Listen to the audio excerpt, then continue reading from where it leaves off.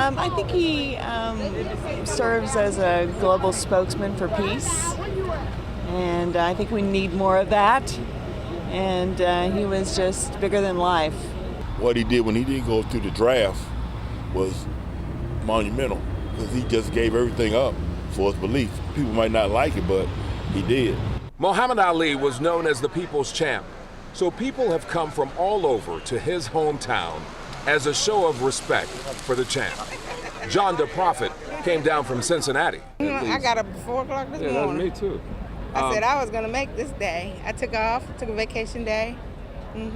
Why? Just so I could see the history being made. I went to Obama's inauguration. I like to be a part of all that history. Well, I work at the University of Louisville, and my sister is in the Muhammad Ali Institute, and so we have peace and justice, and that's what he means to us. You know, at least 20,000 people will be crammed inside the KFC Yum Center, I'm told. Normally for a basketball game, about 22,000, so somewhere in that neighborhood.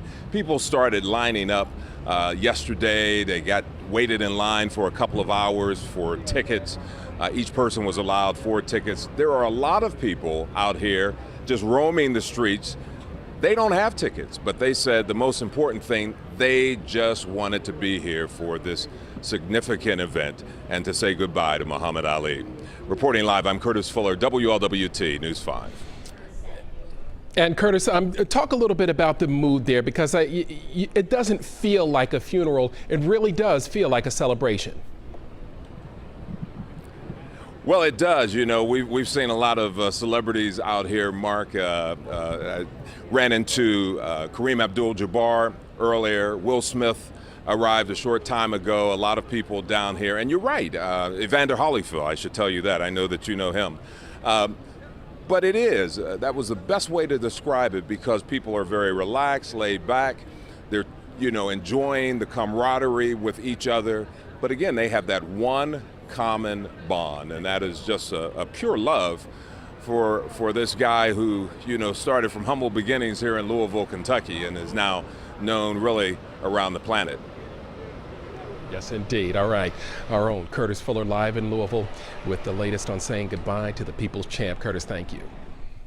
And the late legend planned much of his services, a family spokesperson saying everything you see is what he wanted and how he wanted to be remembered. The procession route is 23 miles long, of course, past the Ali Center and his childhood home. The procession includes 18 vehicles traveling through the streets of Louisville.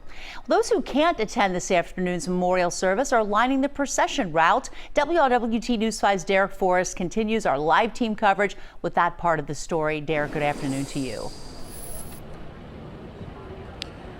Hey, thanks a lot. Obviously outside the Yum Center here. Now, I got the chance to check out the beginning of the procession over at the funeral home a little ways from here, a little further west off the Watterson.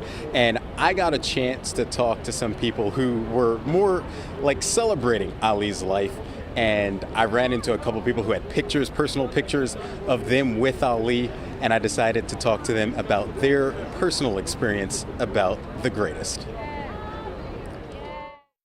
Muhammad Ali was down at his mother's house on Butcher Bank Road, and he was giving away his books, the Quran, the books.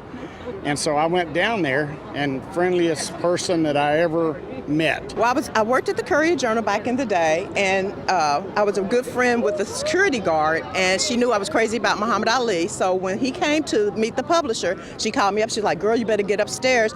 Muhammad Ali's here." And I was like, "You are lying." And she was like, "No, go on up there." Muhammad Ali told them to let me in. So I went in there. They had 12 roses that they were going to give out randomly, and he gave me a rose. And then when he was about to give me a kiss, I asked Lonnie, I said, "Is that okay?" She was like, "Girl, he does that kind of thing all the time." So he gave a kiss. It was photographed, and it was the best kiss I've ever gotten. Obviously, a lot of love for Ali here in his hometown. One of the more inspirational things that happened to me earlier, as his procession was leaving the funeral home, the entire crowd chanting Ali, Ali. And that's something that I'll never forget. Reporting outside the Yum Center, Derek Forrest, WLWT News 5 Sports. All right, Derek, thank you. And we'll have live coverage of the Muhammad Ali